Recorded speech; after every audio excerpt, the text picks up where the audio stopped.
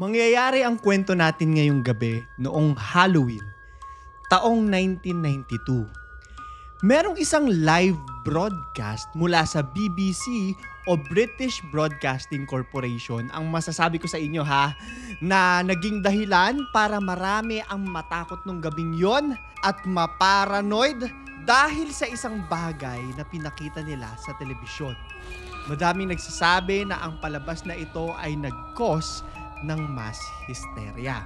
What you are about to see is the narrative of everything that happened on live television sa BBC noong October 31, 1992. Warning na ito para sa mga nanonood sa atin. Halloween 1992. So nung araw na to, ang BBC naghanda sila. Nagready sila ng isang palabas na tinatawag na Ghost Watch. Similar ito sa atin, no, sa Gabi ng Lagim, ng Kapuso Mo Jessica Soho, or ng Magandang Gabi Bayan ni Noli De Castro, yung pag Halloween, di ba, may nakakatakot. Only this one was happening live. Live na nangyayari. Importante, papaulit-ulitin ko yung salitang live, at malaki yung papel ng pagiging live nito sa takbo ng kwento. Sa palabas layon nila na ipakita ang sinasabing most haunted sa England, most haunted house, sa isang bayan na tinatawag na North Holt. Sisilipin natin yung mga presenters ng gabing ito. Merong 4 na presenters ang iikutan ng kamera. Una, sa main studio. Nandito yung host nila na si Michael Parkinson. Kasama niya ang isang parapsychologist na si Dr. Lynn Pascoe. Sila yung magdi-discuss ng mga bagay na makikita ng mga susunod pa nating presenter habang naka-live. Ginagawa nila ito in order to either explain the paranormal phenomena inside the haunted house or to debunk it. Wala silang expectation, sa totoo lang, kung may mangyayari ba o wala sa live na to. Syempre, kung may mangyayari, mas mataas yung ratings nila. Pag wala, okay lang naman daw. Handa naman daw sila. Gusto ko na tapusin nyo yung kwento natin ngayong gabi para malaman nyo kung ma-explain ba nila yung phenomena o madedebunk nila. Hulaan nyo. Bago tayo mag-umpisa, hulaan nyo kung anong mangyayari sa dulo ng video natin. Anyway, magpo-proceed tayo sa pangalawang presenter, which is si Sarah Green. Siya yung nakadestino sa mismong haunted house sa Foxhill Drive, Greater London. May kasama siyang crew. Mga crew talaga ito ng BBC. At babantayan niya yung gabi kasama sina Pamela Early na ina ni na Suzanne at Kim. Sa pamilya nila nangyayari yung pagpaparamdam ng multo. So tinanong niya yung magkapatid, meron daw poltergeist na nanggugulo sa kanila. Yung poltergeist yun yung mga sumasapi sa bahay, nagpaparamdam. At pinangalanan nila itong poltergeist na ito na si Pipes. Etong si Pipes ito na mag-uumpisa lahat. Makikita ng buong UK na nanonood ng lives sa TV. Curious kayo? Nako, babalikan natin yan mamaya. Pinangalanan nila itong Pipes kasi madalas daw yung mga ingay or pagpaparamdam galing dun sa mga tubo-tubo sa bahay. Dun nanggagaling parang may daga, parang gano'n, mga kumakalabog-kalabog. May isang nakalak na kwarto doon sa bahay nila. Pakita natin itong nakalak na kwarto sa bahay nila. Sabi nila, nilagyan nila ng mga harang, nilagyan nila ng pako, at hindi daw nila ito bubuksan dahil sinasabi nila, dito naglalagi si Pipes. So, may mga, actually kinukwento pa nila na pumunta daw sila doon, may isang araw na nandun sila, at yung nanay talagang nagsiswear siya na nararamdaman niya yung presensya nitong si Pipes. Anyway, punta tayo sa ating pangatlong presenter na si Mike Smith. Si Mike Smith yung nag-oversee ng mga calls mula sa viewers. Tumatawag. Alam niyo yung kunyari pag may bagyo sa atin, may telethon na tinatawag, diba? Tapos live tumatawag yung mga tao. Ganon din to. Dahil nga live na napapanood, malaya silang tumawag sa palabas at sabihin yung mga experiences nila. Or in this case, para ikwento nila na habang ine-ere yung live, ay may mga nakikita sila. Mamaya, i-explain ko sa inyo. So sa screen nakalagay na kung may gusto kayong ikwento, mga experiences ninyo, pwede silang tumawag sa linyang 081 811-8181. Ayan yun, nakalagay dyan. Ang huling presenter natin ay ang komedyante na si Craig Charles. Ang mission niya sa live broadcast ay mag-interview ng mga kapitbahay, yung mga tao sa daan, para alamin yung mga nangyari sa mga dating nakatira doon sa bahay. At dahil komedyante siya, no, may mga times doon na pinaprank niya itong si Sarah Green. Hala, may multo, pero siya lang pala. Okay. Kasi hindi naman nila alam kung yung mangyayari, di ba? I think ina-assume nila na normal na gabi lang to at mananakot lang sila ng mga viewers. So, kompleto na ang mga presenters natin. Mag-uumpisa na ang palabas. Ghost Watch live stream. Mag-uumpisa ang palabas sa title ng live broadcast. Lalagay dyan, Ghost Watch. Na para bang mga usok yung font ng Ghost Watch. Agad-agad, magsasalita ang host at i-explain niya ang mangyayari sa gabing iyon. Ipapakita niya yung bahay kung saan mangyayari lahat. Ito yung bahay na yon. Sa unang tingin, normal lang yung bahay. Pero sabi nila, no, nasa dami raw na nakausap nila na nung nire-research nila itong episode na to, lahat daw ng mga tao, ito yung sinasabing isang pinaka-haunted na lugar sa kabuuan ng UK or even, no, sa buong mundo. Ayan daw yun. Kasi, napakarami mga occurrences dito o mga kaganapan na hindi kayang i-explain. So, inumpisahan agad nila, nandito po tayo at ito yung mga mangyayari ngayong araw. Pinakita rin nila na meron silang camera na kayang mag-detect ng init o lamig. Parang heat sensors. Ayan, pakita natin yung kuha. Dahil hindi raw kaya makita, syempre, no, ng ordinaryong camera ang mga multo. So, kung malamig na malamig, ibig sabihin, may nakalagay doon. Kung blue na blue, di ba? Ang hindi nila ina-expect ay magagamit pala nila itong camera na to. Mamaya. So, inumpisahan ni Sarah Green. Tinanong niya doon sa pamilya, ano po bang nangyayari sa inyo? Ano ba yung mga nakikita nyo? Yung pamilya na pinakita natin kanina, meron 2 bata doon, magkapatid na babae. Pinakita pa ng bunso yung pintuan na sabi niya, ito po, may nararamdaman din po ako dito. Hindi raw nila binubuksan to kasi nakita nga nila si Pipes. May experience din mismo yung bata dito. In fact, and dito na mag-uumpisa yung conflict ng gabi kasi pinakita ng bata kung ano yung drawing niya kay Pipes. So sabi ng mga tao, no, iniisip nila na baka ay mapaglaro lang yung imagination nito. Titigan yung maigi yung drawing niya kay Pipes. Mamaya, babalikan natin to. Ang tanong ngayon dito is ano kaya yung totoong itsura nitong si Pipes?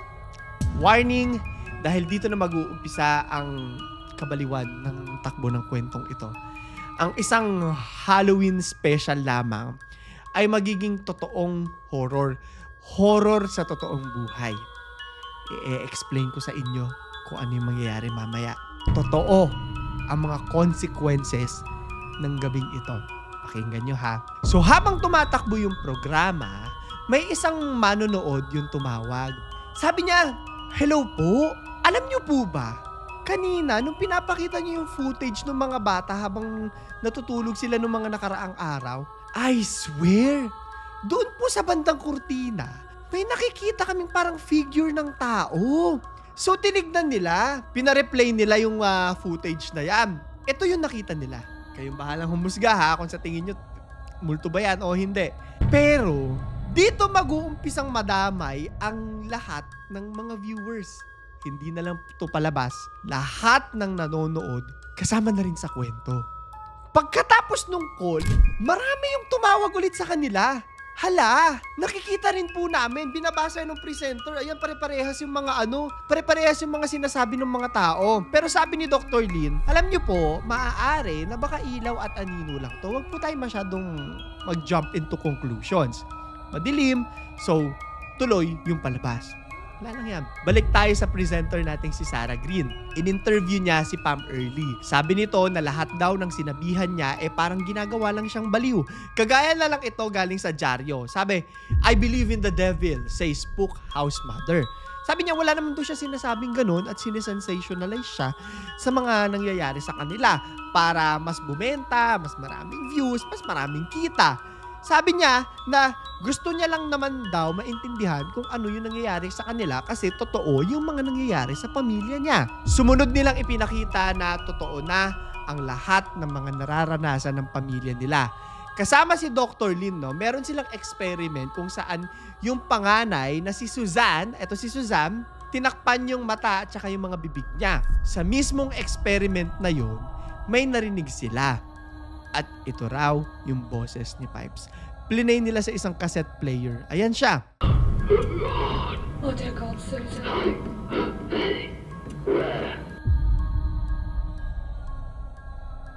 Habang piniplay nila to, habang nagsasalita si Dr. Lin sa TV, meron silang nakitang figure sa likod na kayo na ang bahalang magsabi sa akin kung sa tingin nyo multo ba yan o hindi. Wala na po ako magagawa dyan. Tawag na naman yung mga callers na nakita nila to. Tingnan nyo maigi. Sunod, pinakita na nila yung nangyari kay Suzanne. Sabi nila na madalas daw siyang sinasapian nitong si Pipes. Kaya ang dami niyang mga sugat-sugat sa muka at sa buong katawan. Ayan, pakita natin yung larawan. Tumawag rin sila ng isang opinyon sa doktor na nagngangalang Emilio Silvestri. Siya yung nandun para kontrahen, no? Para may balanse yung opinyon ng gabing yon. Sinasabi niya na, ay, gawa-gawa lang to. Ay, hindi totoo itong mga nangyayari na to. Nandun siya para scientifically i-explain yung mga nangyayari na hysteria lang ito.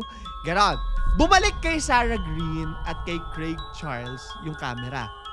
Nag-i-interview sila ng mga kapitbahay. At sinasabi, eto may dalawang kapitbahay dyan, sinabi nila, totoo, hindi po ito gawa-gawa lamang. Kasi, bago pa man nandun si Pam Early at yung pamilya niya, marami ng mga nawawalang mga taong nakatira dito. Marami ng mga nakaka-experience at hindi lang sila kasi miski kami po, alam namin kung ano yung mga nangyayari dyan. Nakikita rin po namin. In-interrupt ni Sarah Green habang ini-interview tong dalawang kapitbahay. Nag-ikot-ikot sila sa bahay kasi meron silang mga naririnig doon ng mga kumakaluskos. Pakinggan nyo to, sabi nila sa live. Habang nag-iikot-ikot sila at inaalam nila kung saan nangyayari dyan, may nahagip yung pinanood ko rin kasi to eh. Nahagip ito ng camera. Doon sa may reflection, doon sa may glass na dingding, merong figure at napansin ko na parang kamukha ito ni Pipes. Ikumpara natin to doon sa picture na drawing ng bata. Sa tingin nyo ba ay may similarity sila? Eto na nga kaya si Pipes o guni-guni lang natin to dahil sa lahat ng mga nakikita natin at kinokonect the dots na lang ng utak natin yung mga nangyayari.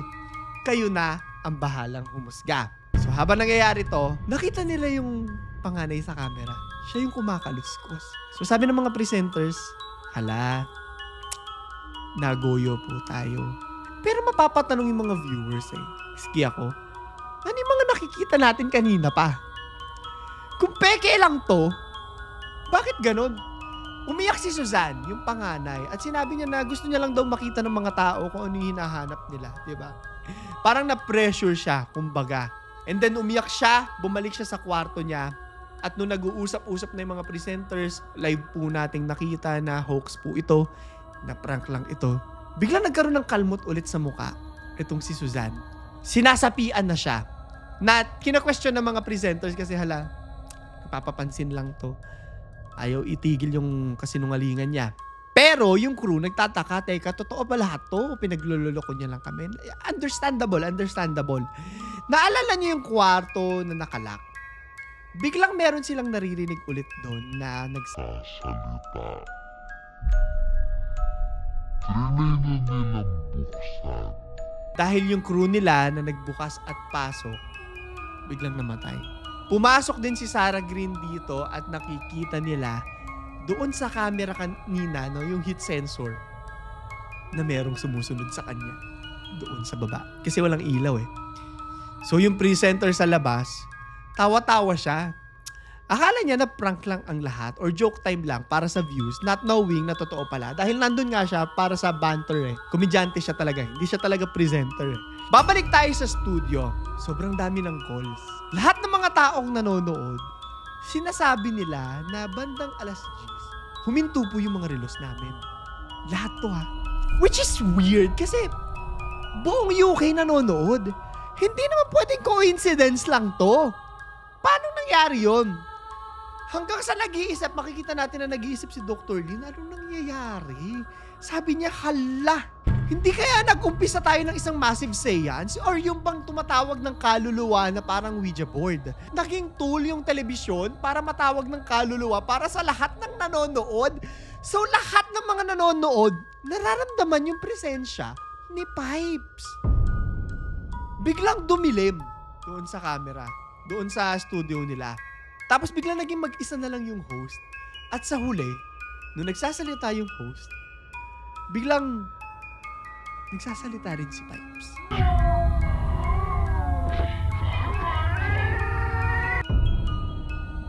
Nag-cut na yung palabas ng Ghost Watch. Pero ang tanong, ano yung nangyari pagkatapos na to? Ready na ba kayong malaman lahat? Mass hysteria. Yan ang pag-uusapan natin ngayong gabi.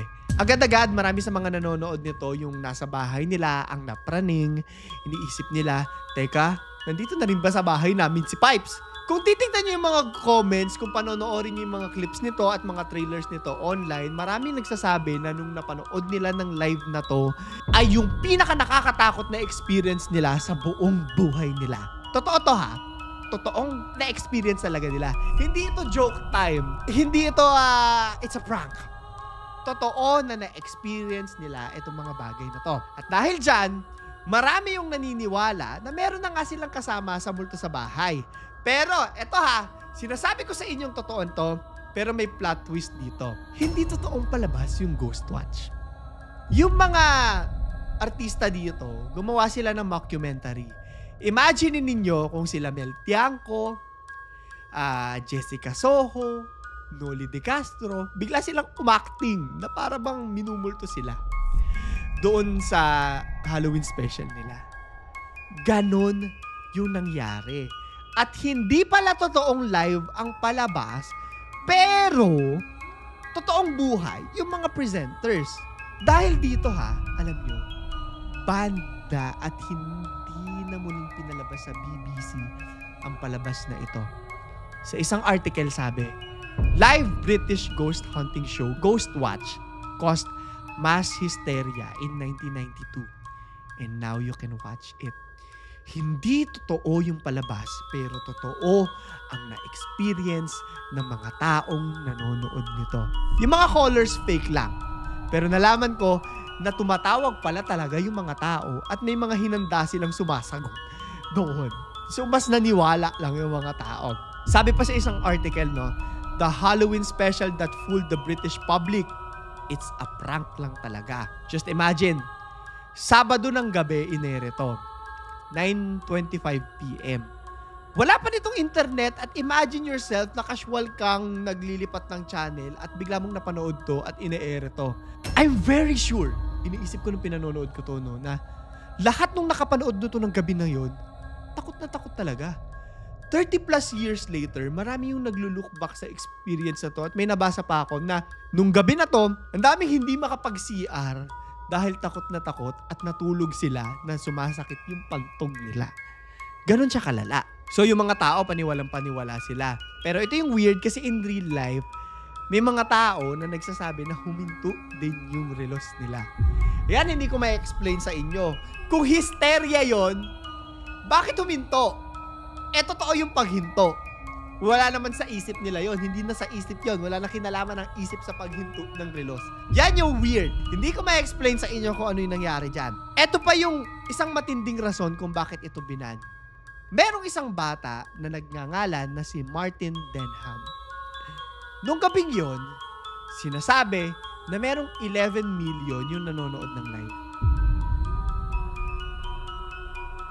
Isang teenager si Martin Denham na isa sa mga nanood nung gabing yon.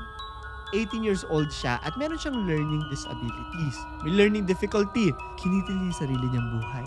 Sinabi daw kasi ng mga magulang niya na nahihypnotize ka ng palabas na yan at na-obsessed ka kakanood mo ng Ghost Watch.